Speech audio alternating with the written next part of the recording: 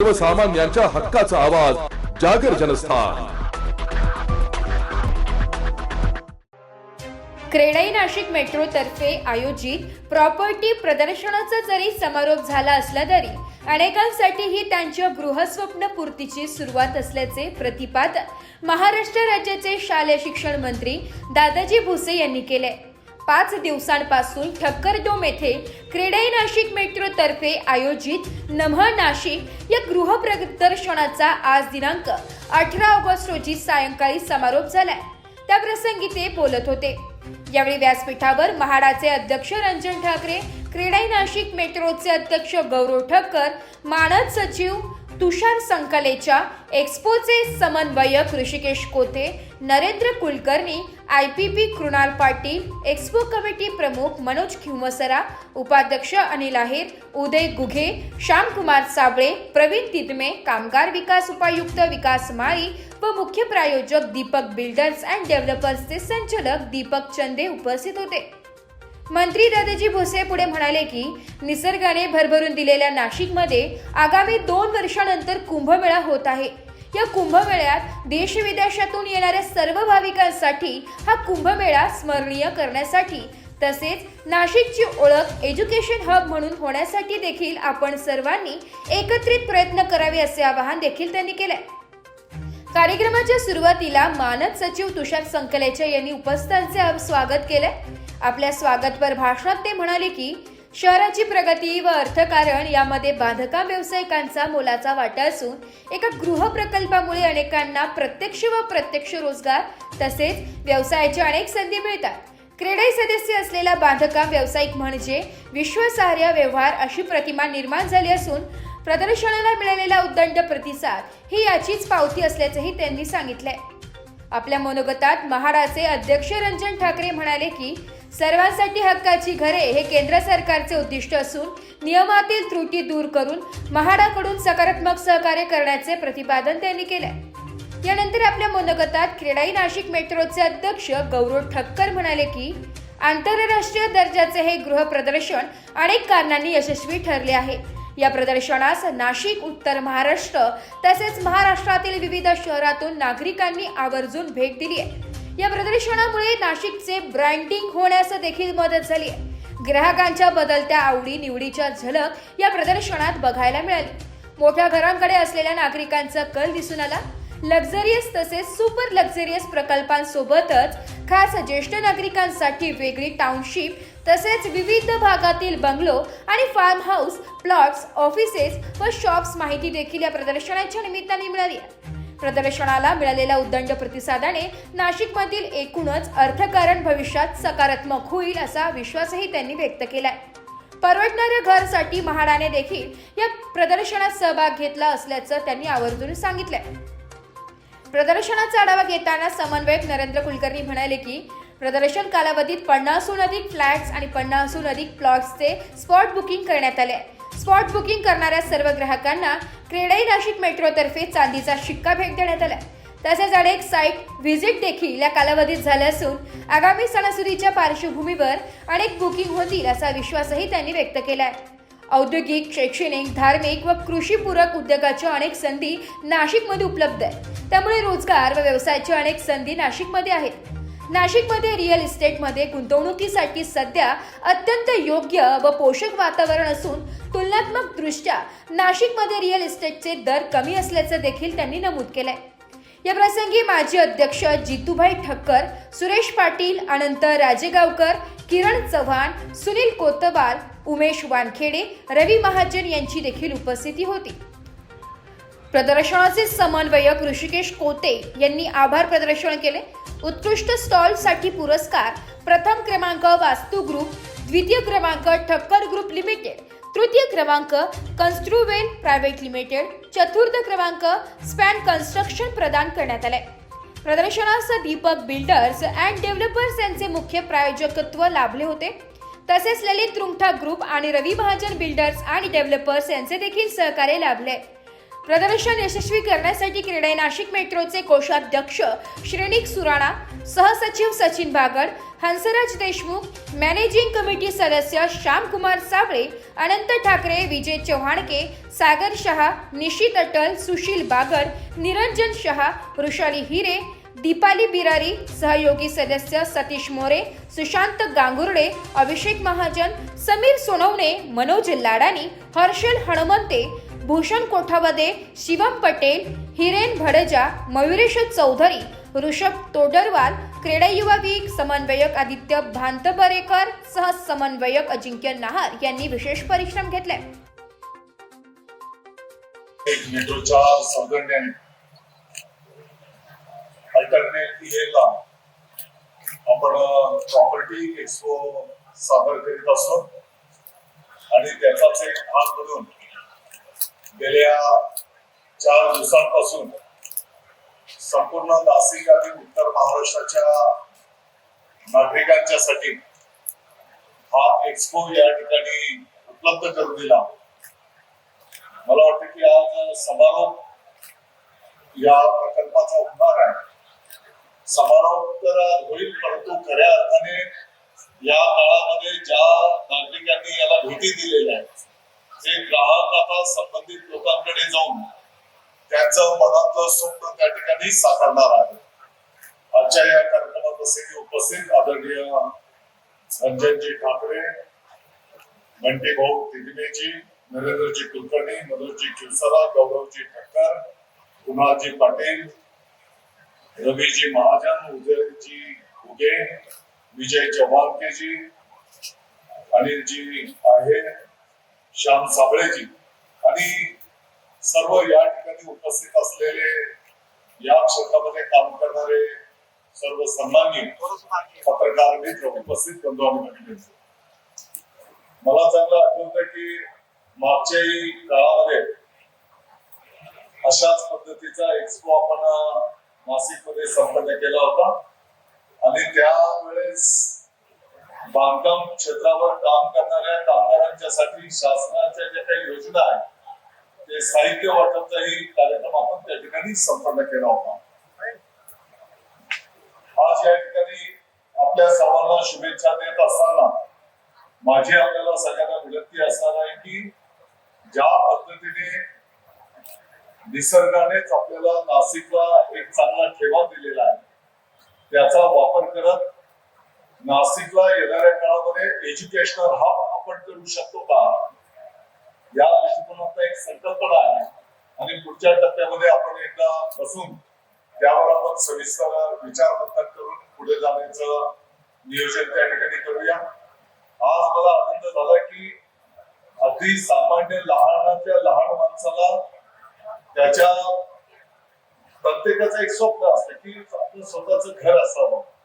मला वाटतं की त्यासाठी आपण छोटे छोटे प्लॉट पासून तर अगदी मुंबईच्या बाहेर महाराष्ट्रातली सर्व उंच इमारत आपण नाशिकमध्ये त्या ठिकाणी करायला घेतलेली आहे आणि म्हणून निश्चितपणे आपल्या संपूर्ण टीमचं मी या ठिकाणी अभिनंदन करतो, तुम्हाला शुभेच्छा देतो आणि येणाऱ्या काळामध्ये नाशिकच्या विकासाच्या दृष्टिकोनातून जसं पाठीमागे आपण स्मार्ट सिटी,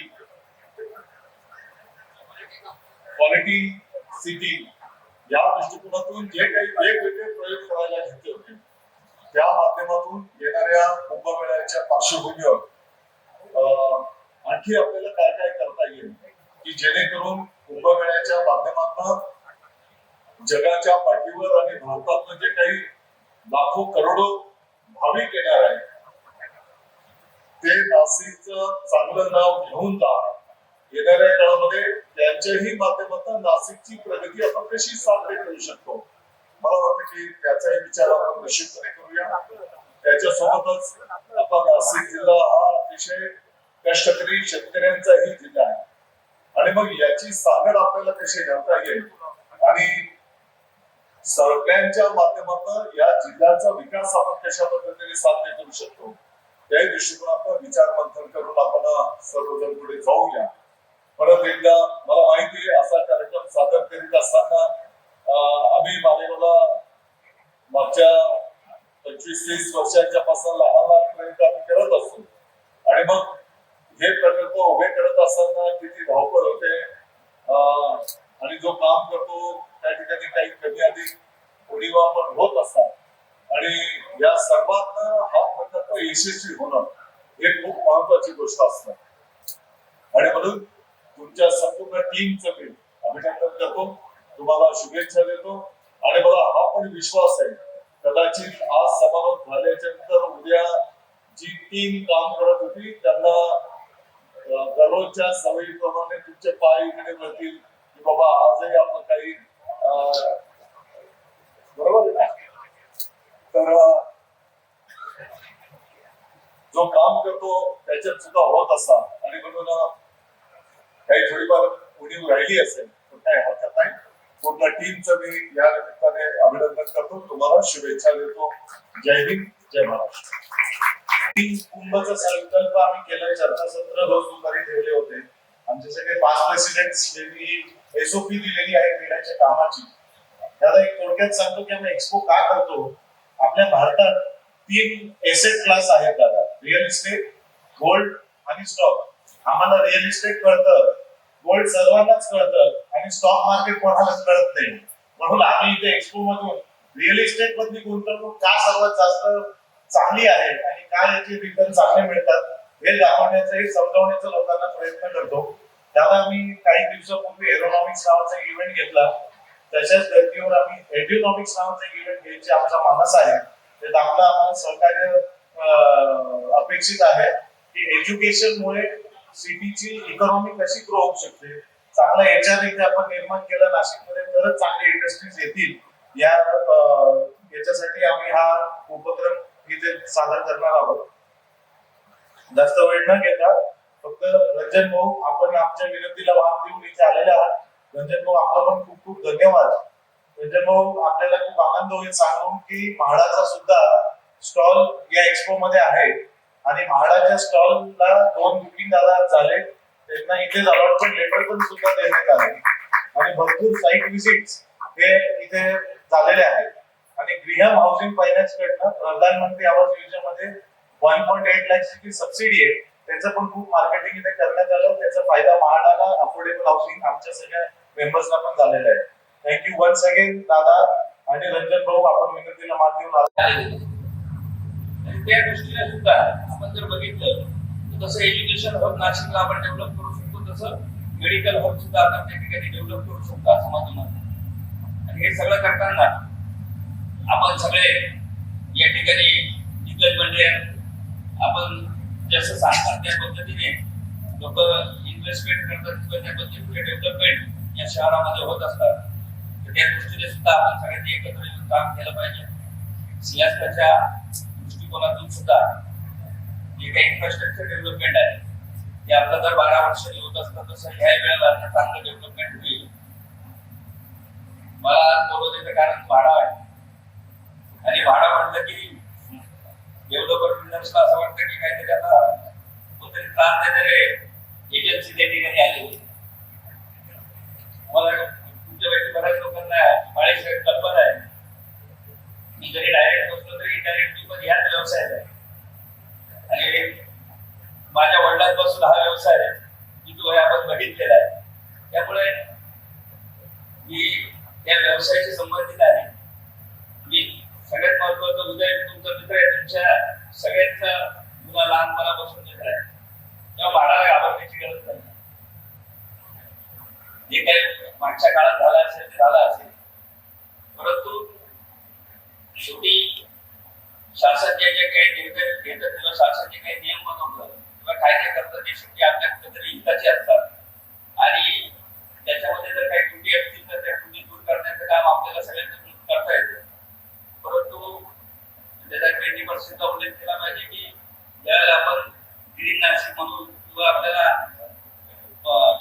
पोल्युशन मुक्त नाशिक म्हणायचं असेल त्यावेळेला आपल्याकडे काम करणारा कामगार असेल किंवा आपल्याकडे काम करणारा ड्रायव्हर, आपल्याकडे काम करणारा इस्त्री, इलेक्ट्रिशियन या सगळ्यांना आपण जर 20-25 किलोमीटर गावाच्या बाहेर टाकलं तर त्याच्यामुळे ट्रॅफिक कंजेशन वाढणार आहे, पोल्युशन वाढणार आहे आणि म्हणूनच कुठेतरी पंतप्रधान नरेंद्र मोदी यांनी गरिबांना हक्काची समावेशक ही घराची योजना ती काढलेली आहे. त्याच्यामध्ये जे काही नियम आहे त्याच्या काही त्रुटी दूर करायच्या असतील तर आपण चर्चा करून गौरवली. मी आपल्याला पण बोललो होतो त्याच्यामध्ये काही त्रुटी असतील तर ते आपण दुरुस्त करू. परंतु जोपर्यंत प्रत्येक भारतीय असं प्रत्येक गरीबाचं आपल्याला जीवनमान उंचवायचं आहे, जोपर्यंत आपण ते उंचवत नाही तोपर्यंत आपला देश हा डेव्हलप झाला. कारण डेव्हलप कंट्री म्हणजे काय, तर प्रत्येकाला सगळ्या हक्क आनंदी मिळाले पाहिजे आणि त्याचं आयुष्यमान जीवनमान उंचवलं पाहिजे, सुखकर झालं पाहिजे. ते जर करायचं असेल तर याचा भार हा आपल्या प्रत्येकाला उचलला पाहिजे. त्याच्यासाठी जे नियम आहेत ते पाळले पाहिजे आणि ते नियम आपण पाळून त्यातल्या त्रुटी दूर करून जे काही प्रश्न निर्माण झालेले असतील, अडचणी असतील, त्या अडचणी दूर करण्याचं काम आपण एकाच्या हातात हात घेऊन करूया, अशा प्रकारचं आवाहन सुद्धा या निमित्ताने आपल्याला करतो. प्रॉपर्टीचा एक्सपो आहे. आपण सगळेजण आज क्लोजिंग सेरेमनीसाठी इथे जमलेलो आहे. आमचे अध्यक्ष आदरणीय श्री गौरवजी ठक्कर यांच्या संकल्पनेतून 14 ते 18 ऑगस्ट ही तारीख आपण निवडली. कारण फेस्टिवलच्या अगोदर ती तारीख असेल तर आपल्याला पुढे हे करणं सोपं जाईल या अनुषंगाने ती तारीख निवडली आणि आज तो आपल्याला रिझल्ट मिळाला आहे. अतिशय चांगल्या पद्धतीने उलाढाल झाली आणि आमच्या बांधकाम व्यावसायिकांनी फेस्टिवल सुरू होण्या अगोदरच दिवाळी साजरी केली. जवळपास साधारणतः 50हून अधिक म्हणजे जवळपास 57 फ्लॅट तसेच 50हून अधिक प्लॉट विकले गेलेले आहेत आणि मोठी उलाढाल इथे झालेली आहे. खरं तर या एक्सपोचा उद्देश फक्त फ्लॅट विकणे किंवा हे विकणे असं नसते, तर संपूर्ण शहराची आर्थिक उलाढाल पण या निमित्ताने होते आणि हाऊसकीपिंग पासून तर अगदी मोठ्या विकासापर्यंत सगळ्यांचा याला हातभार लागतो. या संपूर्ण एक्सपो मध्ये साधारणतः 80 अधिक स्टॉल होते, 300 अधिक प्रोजेक्ट होते आणि सगळेच कमर्शियल इंडस्ट्रियल असेही सगळे होते आणि या सगळ्यांना खूप चांगला रिस्पॉन्स मिळाला आहे. पुन्हा जागर जनस्थान करिता संदीप नवसे, नाशिक.